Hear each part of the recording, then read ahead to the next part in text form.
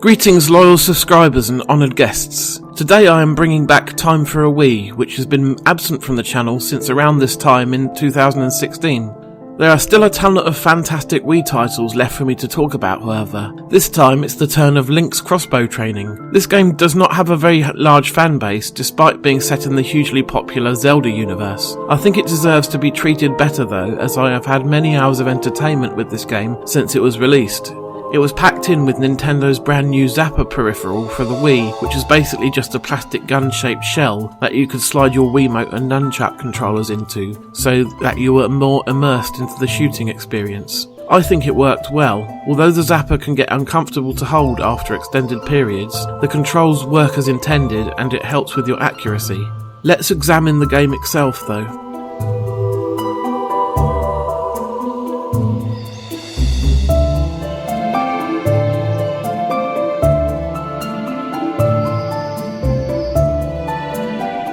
Link's Crossbow Training is based upon Twilight Princess, which was the brand new Zelda game at the time. As a result, all of the assets are basically ripped from that game and reused for this one. While this is a bit lazy of Nintendo, it's also pretty smart, as they managed to put together a tech demo for their Zapper pretty quickly and make the whole package better value for money for prospective players. The look and feel of the levels in Link's Crossbow Training are pretty much identical to the game it's based on. You will recognise many of the set pieces from Twilight Princess replicated here, from rescuing goats at Ordon Ranch to journeying down the river and fighting against terrifying monsters like Stalfos or Darknut.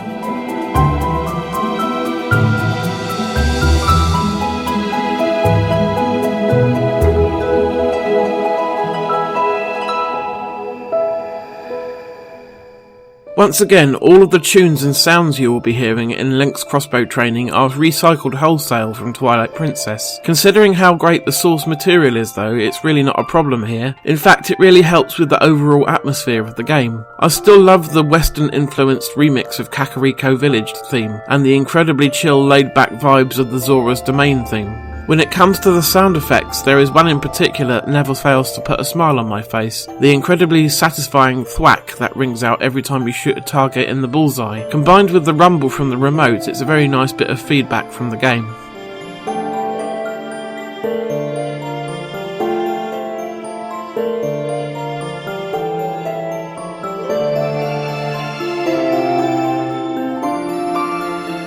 Link's Crossbow Training is split up into multiple shooting gallery stages that take a few minutes to complete. Some of these are pure shooting galleries with targets popping up all over the place briefly. Shooting a target directly in the bullseye earns you a bigger score, as does shooting multiple targets without missing.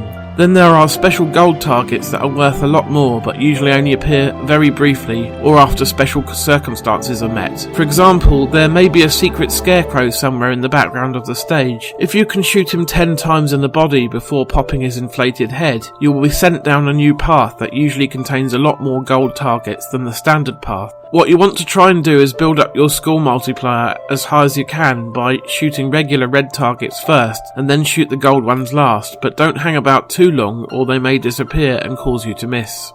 Most of the stages are on rails, but a few of them allow you to roam freely with the help of the analog stick on the back of the nunchuck.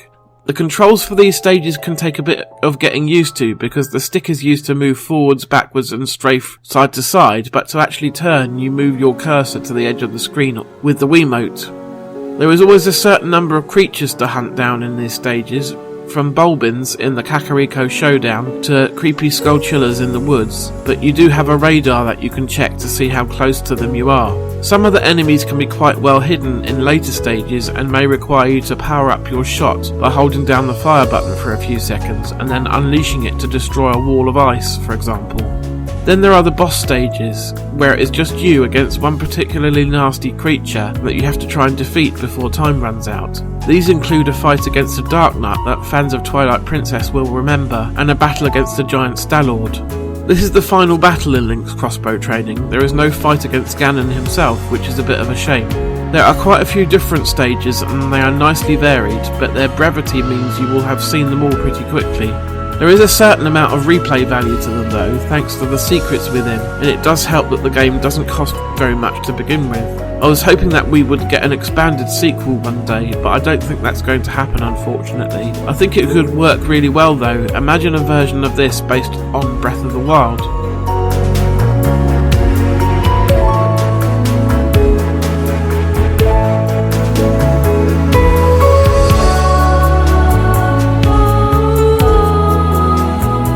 While Link's Crossbow Training is just a shooting gallery at a basic level, it does contain some hidden depths that might not be apparent at first glance. The score multiplier mechanic is addictive, the shooting itself is immensely satisfying, and the stages all contain secrets for you to find. The levels are very cleverly designed and reward skillful play, while also encouraging greed and a lost score multiplier as a result. Trying to earn a platinum medal on every stage or outdo a friend can be addictive.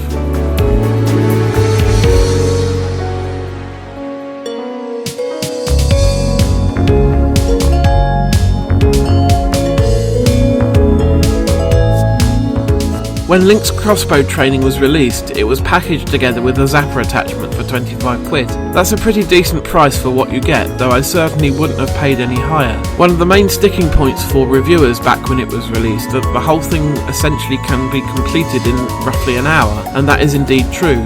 You probably won't have earned a platinum medal on all the stages after that single hour though, and you won't have found all the hidden scarecrows, alternate paths and other secrets. While it is a shame that Nintendo didn't find a way to include a simultaneous two-player mode, the turn-based multiplayer mode is still a lot of fun and adds a lot to the game.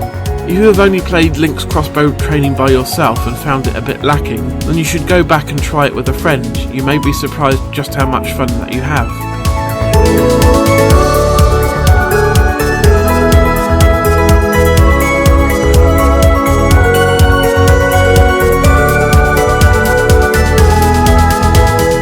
It's incredibly easy to just dismiss Link's Crossbow Training as a lazy cash-in. In fact, that's exactly what most Wii owners did.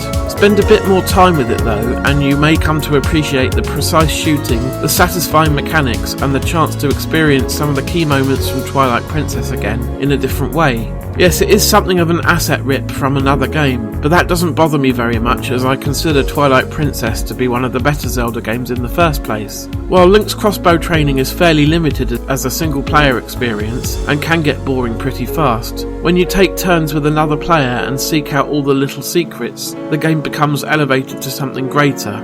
Maybe I am looking at this game through the rose-tinted spectacles of nostalgia, but I feel it deserves another chance. If anyone agrees with me, please let me know.